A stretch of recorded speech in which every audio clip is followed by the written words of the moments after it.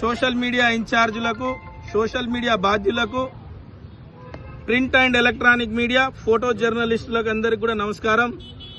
ఈరోజు ఉద్యమాల ఊపిరిగడ్డ ఉస్మానియా యూనివర్సిటీలో గిరిజన లంబాడ విద్యార్థులందరూ కూడా ఈరోజు గిరిజనులపై జరుగుతున్నటువంటి కుట్రలు, కుతంత్రాలు ఏవైతే ఉన్నాయో ఈ గిరిజనులు మేము ఈరోజు గిరిజనులు ఈ తెలంగాణ రాష్ట్రంలో ఉండకూడదు, లంబాడీలు తెలంగాణ నుంచి బయటికి పంపాలనే ఒక కుట్ర జరుగుతూ ఉంది. ఇక్కడ తెలంగాణలో లంబాడీల యొక్క చరిత్ర తెలవకుండా కావాలని చెప్పేసి రాజకీయ పబ్బం గడుపుకోవడానికి కొంతమంది కుహనా రాజకీయ నాయకులు ఈరోజు వాళ్ళు గిరిజనులలో ఉన్నటువంటి లంబాడీలను ఎస్టీ జాబితాలకెళ్ళి తీసేయాలని చెప్పేసి సుప్రీంకోర్టులో కేసేశారు. సుప్రీంకోర్టులో కేసేసిన దానికి తెలంగాణ రాష్ట్ర ప్రభుత్వం, కేంద్ర ప్రభుత్వం సమాధానం చెప్పాల్సి ఉందని చెప్పేసి గౌరవ సుప్రీంకోర్టు కోరింది. మేము తెలంగాణ రాష్ట్ర ప్రభుత్వానికి, ప్రభుత్వ ప్రధాన కార్యదర్శి రామకృష్ణరావు గారికి, తెలంగాణ రాష్ట్ర ముఖ్యమంత్రి రేవంత్ రెడ్డి గారికి ఉస్మానియా యూనివర్సిటీ విద్యార్థుల చేత ఉస్మానియా యూనివర్సిటీ లంబాడీ విద్యార్థులు PG, PhD, PDF, degree, UG సంబంధించినటువంటి ప్రతి విద్యార్థుల పక్షాన కోరుతున్నాం.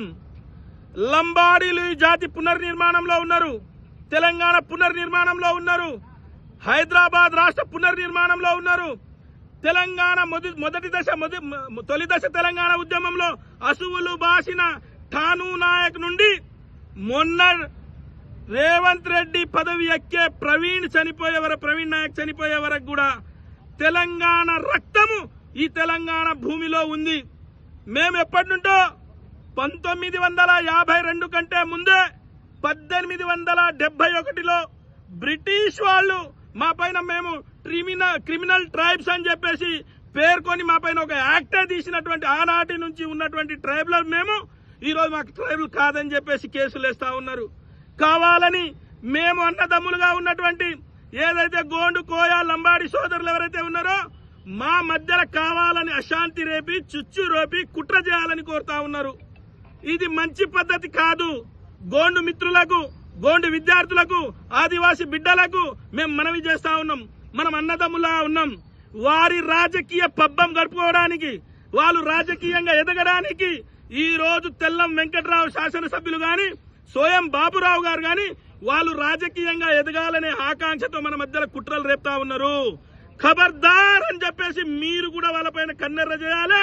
మేము ఇక్కడి నుంచి కాంగ్రెస్ పార్టీ అధ్యక్షుడు, పిసిసి అధ్యక్షుడు మేము మహేష్ కుమార్ గౌడ్ గారికి విన్నవిస్తున్నాం. మీ కాంగ్రెస్ పార్టీ విధానం ఏంటి? లంబాడీలు ఎస్టీ జాబితాలో ఉన్నారా లేరా?